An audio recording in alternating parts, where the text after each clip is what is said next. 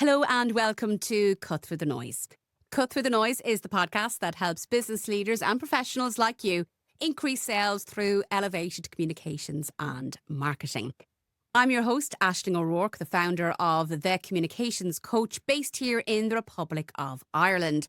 I work with business leaders who want to communicate with clarity and confidence, and you are very welcome to this episode of the show. In this particular season, season 10 of Cut Through the Noise, we're focusing in on a topic that's transforming how we work, how we live, how we create, and even how we connect. And that's artificial intelligence. Today, we're focusing in on how AI impacts our critical thinking skills and the added pressure that many of us are feeling to keep up to speed with this ever evolving technology and the real psychological impact of the advent of AI. I'm delighted to be joined today on Cut Through the Noise by cyber psychologist and lecturer, Dr. Nicola Fox Hamilton.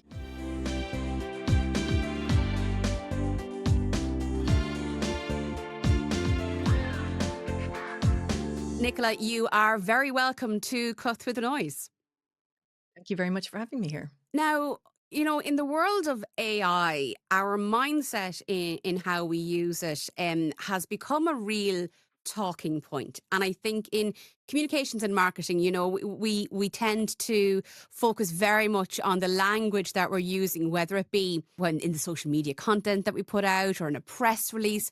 And sometimes people who are listening to this podcast are so focused on getting their comms and their marketing right, we can forget about mindset. So Mhm. when we're taking on board these new tools, which can in themselves be a bit overwhelming, how do we approach it, or how should we be approaching it from a mindset perspective?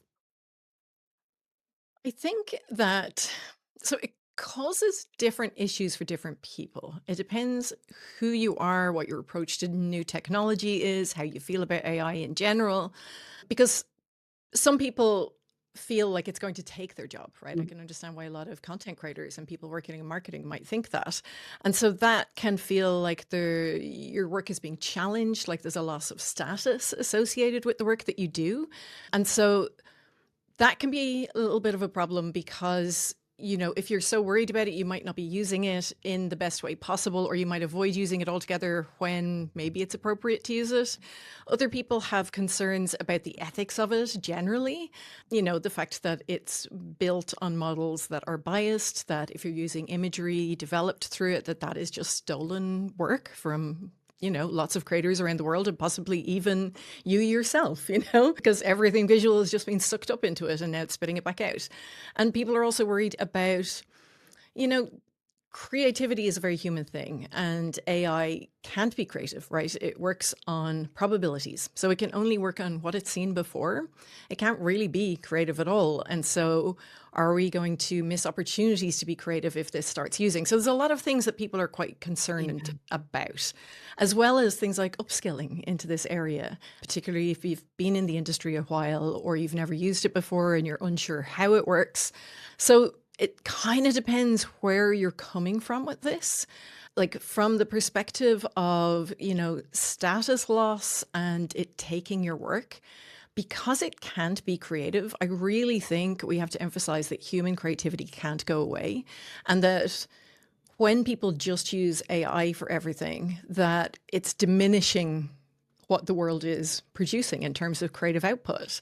And I think that we'll see more and more people doing it, but I think we'll see a backlash against that as well into stuff that's more visibly hand created, human created, because a lot of people aren't interested in that shiny, polished, but too perfect, too slick, Yeah. lacking in AI. Lacking in authenticity. We live in a very noisy world. It's why this podcast is called Cut Through the Noise. And I Mm. talk about the sea of sameness all the time. And I think AI really levels up that sea of sameness, because even if Oh my you go God, on, yeah. the average day on LinkedIn, and you're really seeing the same content, but maybe slightly tweaked, Yeah. and it's becoming quite obvious, and people are becoming very educated as to what AI content looks like. Just Yeah. to go back to that piece about, the fear that people have, there'll be a lot of people listening to us that, they work in marketing and communications. Their bosses are handing them, oh, listen, we've signed you up to this new tool, or we want you to use that, or why aren't you using AI for that? Because you get the Mm. job done faster.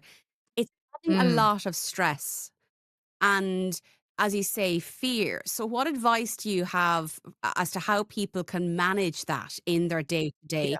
Because for most of us, while we might have ethical concerns and objections, we're not in a position to avoid it. I think there is some educating to do in that space because with AI, there's bias built into it, there's errors, it hallucinates things, everything it generates isn't necessarily great. And so if we're being asked to do that, I think if at all possible, it's good to have a conversation about, well, once you're okay with the quality maybe not being quite what we would have produced before, like if your priority is speed rather than quality, then I'm very happy to do this. But if your priority is quality, then it's going to take as long to do it because I'll really need to develop concepts first, then maybe use it to speed up some bits of the process. And then it has to be completely checked, Mm. like very thoroughly at the end, because it does hallucinate.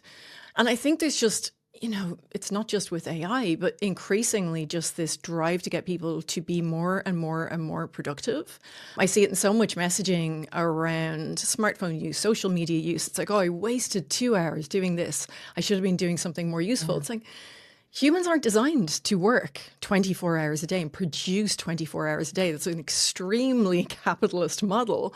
And we need time to think and process in what we do. And that's being driven out of the workplace a lot, that space to actually reflect and to think. So, like, what I think is useful and interesting, like there are lots of use cases of AI that are very interesting, very designed very purposefully, really helpful. Where it's most helpful is where you already have expertise and you're using it to speed up some of the more mundane aspects of that. That's where it's most useful. Or, for example, in something like developing cancer treatments where it can like process a lot of data faster than a human ever could. But then humans look at it to see what it's brought up so it can find connections between drugs and cancer and so on. But for most of us, where it's useful is the mundane work, right?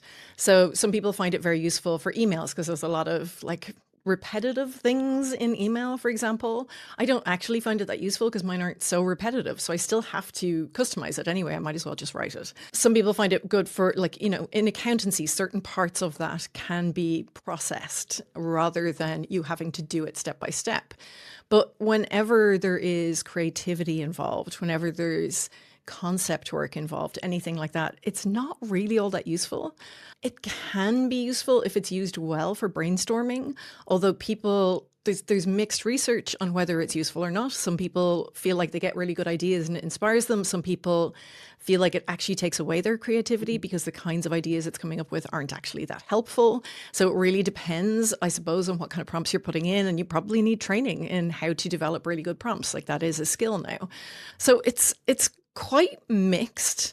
I think what's useful is if a new system comes in and work and you're being encouraged to use it, is to maybe use it for a bit, look at what the issues are and give feedback on what that is and say, it's useful for this stuff, but I know you're trying to get me to use it for this. If you just want really bland output, then I can.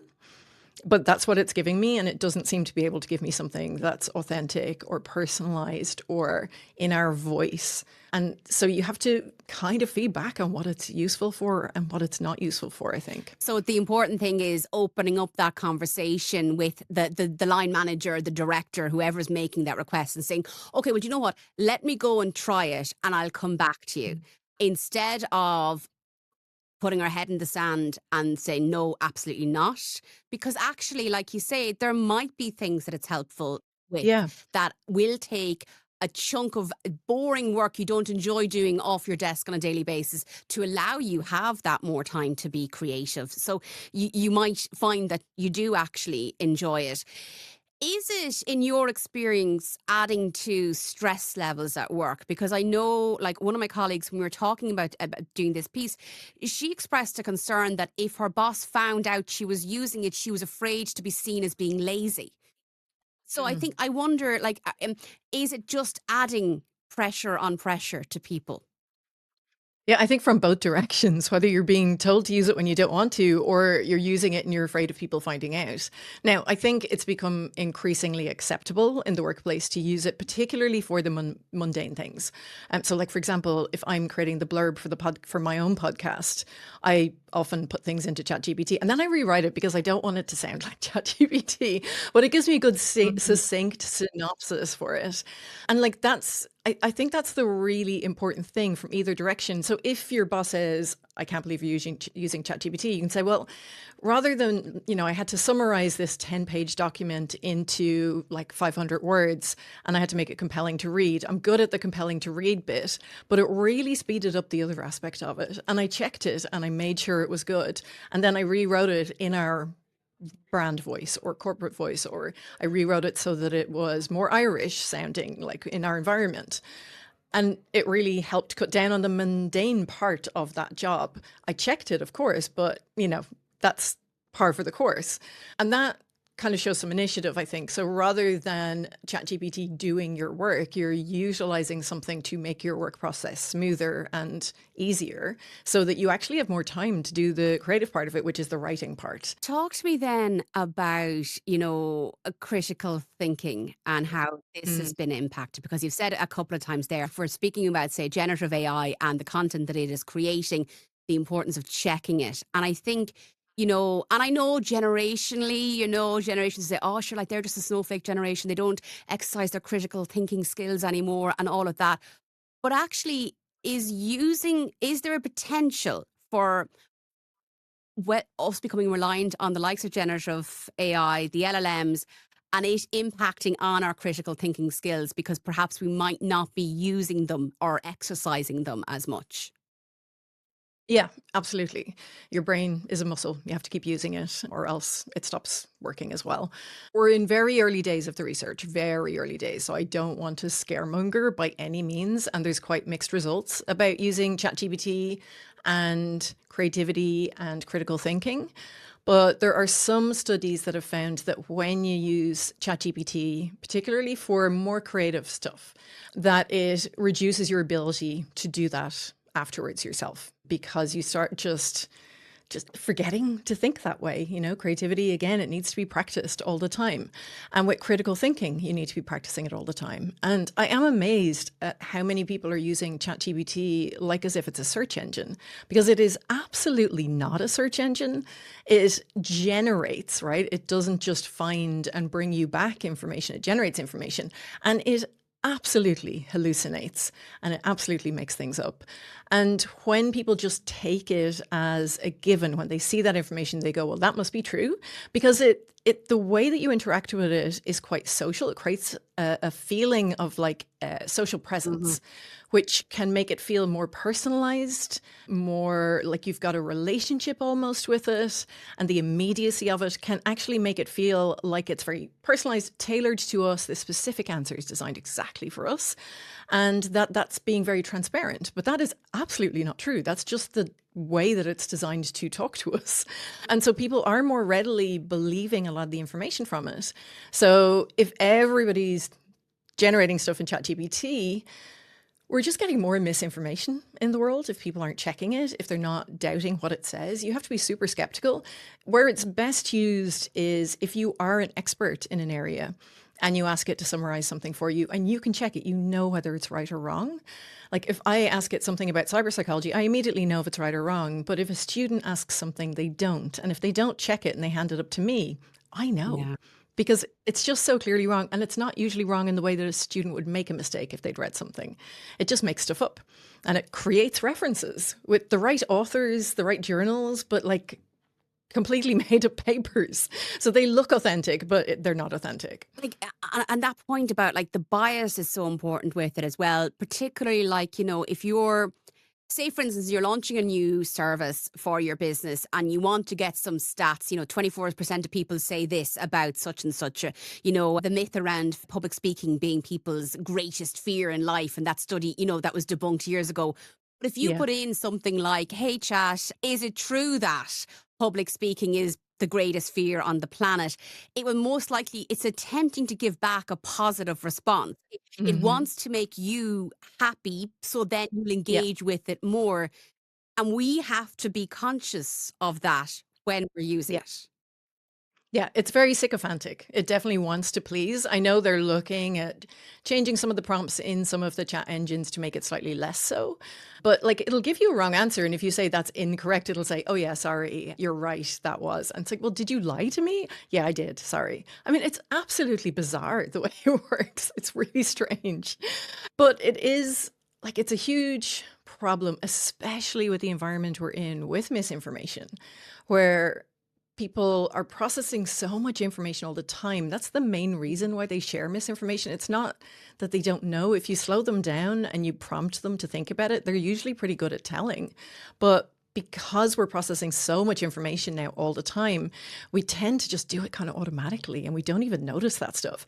And I think if we're asking people to constantly speed up in work, we're asking them to do the same. So they'll be skim reading something and not really taking it in and engaging with it and engaging their critical thinking to say, well, is this actually correct? Rather than, is everything spelled okay? Do these sentences sound fine?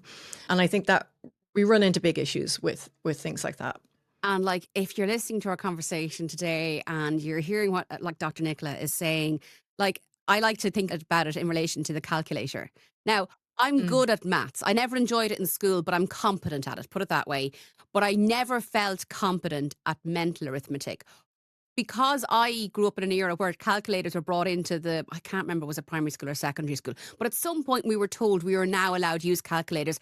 Whatever mental arithmetic skills I was born with are definitely gone. So we really do need to like think about critical thinking and talk to other people about it as well, and encourage, particularly if there's young people in our lives, that we encourage them not to believe everything that they read. Yeah.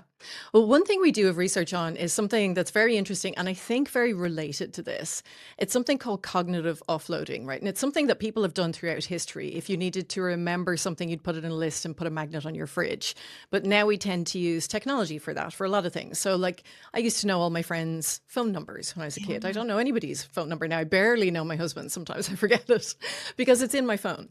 And there's been some really interesting research looking at what happens when we are so used to looking information up online that we start to think that we have better memory, better cognitive skills than we actually do. So, for example, one piece of research, they got people to take a test and they could either use a phone, laptop, or nothing taking the test. And then they asked them, how well do you think you would do in a test if you had to do it again next week, but you had no technology?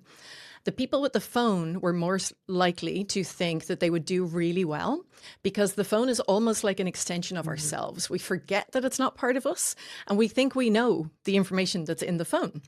And the laptop was slightly less so because you don't have a laptop everywhere with you. And then the people who were not using technology at all were much more realistic about how they would do in future. And I think there's probably something quite similar with AI.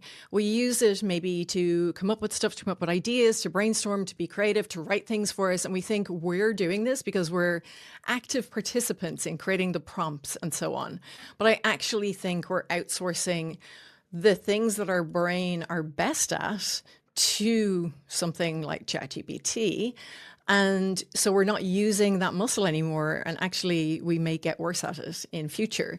So I think it's a really big issue. Like I said, I don't think it's a problem necessarily for mundane tasks, but I do think it's an issue when we're using it for what humans are actually very good at. So then, and like, as you say, like we think that because we have all that extra technology that we have just at a click of a finger we've access to, we think that we're smarter than we used to. But like at the end of the day, our brain is our brain. Like, Yeah. it evolved as part of evolution, but it hasn't changed all that much. Recently, I know somebody who had 2 stents put in and was, went in, minor procedure. They were out in a couple of hours, home, and oh, sure, not a bother on them. They're back up doing their normal day to day activities.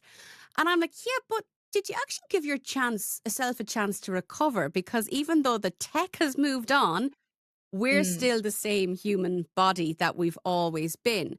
So if we know that this has a possibility of impacting our critical thinking skills and therefore has the possibility of impacting the quality of work that we're making, Is there anything we can do about that? And is it a case of maybe doing the crossword or doing something on a regular basis just to kind of to keep exercising those critical thinking skills that we might not be getting as much use out of in our day to day because of the advent of AI?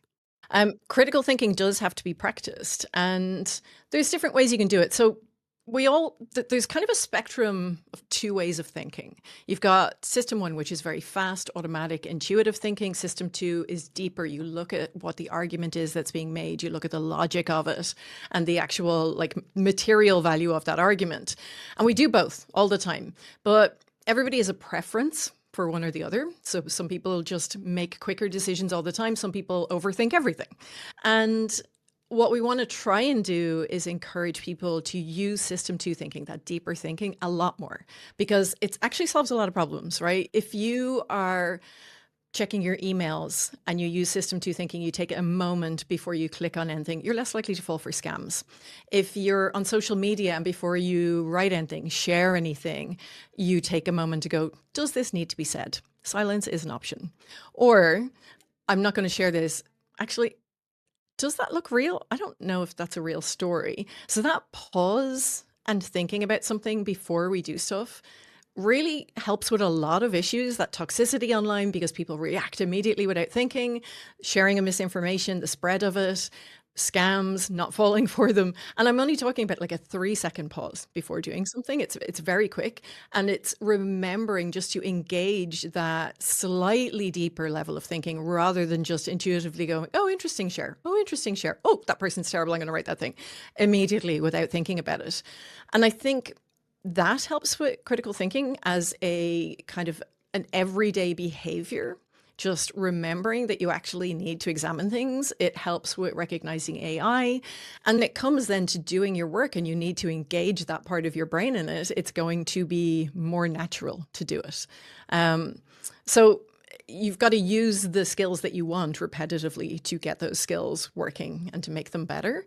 And that takes a bit of mindfulness, I think. You know, there's been research looking at mindfulness as a cybersecurity behavior, and it's quite effective because it's that moment of pausing and thinking and reflecting before you do something. Really interesting. And like 3 seconds is not a long amount of time, but actually the fact that it can really have an impact, I think, is really important.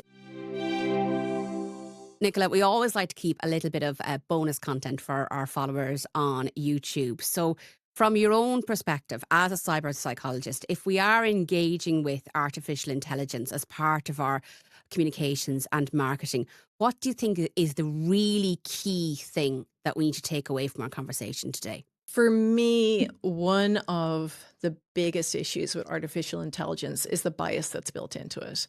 So I don't know if you saw the piece of research that came out where they asked different AI chat about salaries, what salaries should be given to men and women in the same jobs, and they automatically put women at a lower salary than men.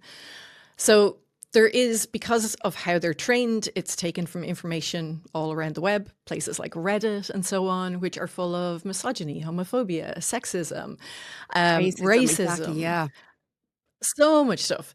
And all of that is built in. And the vast majority of the people building AI and deciding what is important to get out of it and how things should be framed are white men.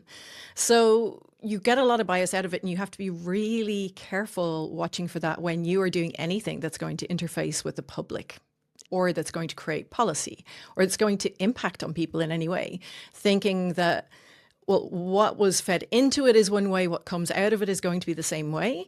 And so checking for that kind of bias in it, I think, is hugely important, because sometimes we do, like, it's built in a way that is designed to make us trust it. And we have to, again, engage that critical thinking to go, well, it's not trustworthy. Like, it's really not. It's built on Reddit. If you've ever had any experience with Reddit, you know that that is not representative of society in general. But you can kind of see how society is going more in that direction, partly because of things like AI generating that kind of content. So it's important to think about those kinds of things. The ethics of what we're using it for and why we're using it as well, I think, is hugely important. And then always coming back to the critical thinking. Well, Dr. Nicola Fox Hamilton, I have thoroughly enjoyed our conversation today. You are a cyber psychologist. Where can people find you if they want to find out more about you and the work that you do? I have a website, nicolafoxhamilton.com, and that's got links to my socials and a link to my podcast. My podcast is called In Bits, Deconstructing Our Digital Lives, and it's all about cyber psychology. So it looks at everything from kind of the moral panic around screen time and phone use to online dating, to harassment and trolling, to we just did an episode on people who have relationships with AI. And we have one coming out on people who use AI for therapy. So it's timely and really interesting. And it's a fabulous podcast. I'd recommend that you check it out. Dr. Nicola Fox Hamilton, thank you so much for joining us on Cut Through the Noise. Well, that was my chat with Dr. Nicola Fox Hamilton. I thoroughly enjoyed it, and I hope that you found our conversation helpful and perhaps reassuring. Please do remember the top tips that we came up with during the course of that conversation as you go forward and use AI, because just like the advent of the motor car, the radio and video, remember, video killed the radio star, that famous song, and even the internet, AI is here to stay. So we need to learn how it can be helpful or not, and whether or not we want to make a choice to engage with it. And in doing so, we have to be conscious of a couple of things, as Dr. Nicola advised. First things first, make sure that you're exercising your critical thinking skills on a daily basis. As she said, our brain is a muscle. We must use it.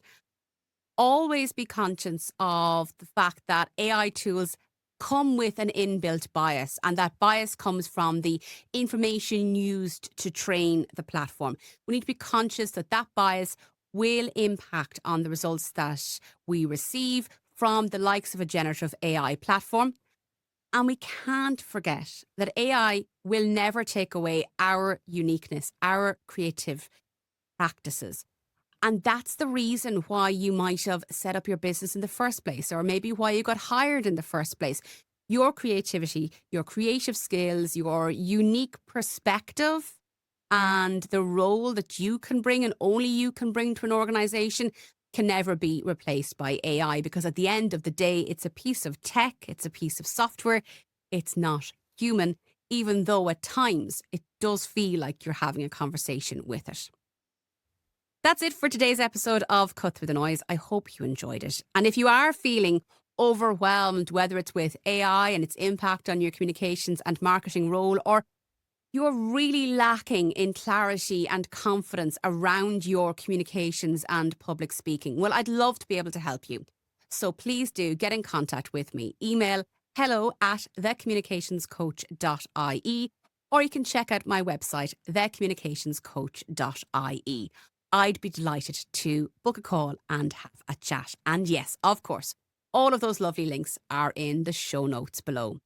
As always, if you enjoyed this episode of the podcast, please do give us a rating or a review on your preferred podcast platform. If you're listening to us on Spotify, give us an old comment and a 5-star rating. It helps spread the word about Cut Through the Noise. Thank you for listening to today's episode of Cut Through the Noise.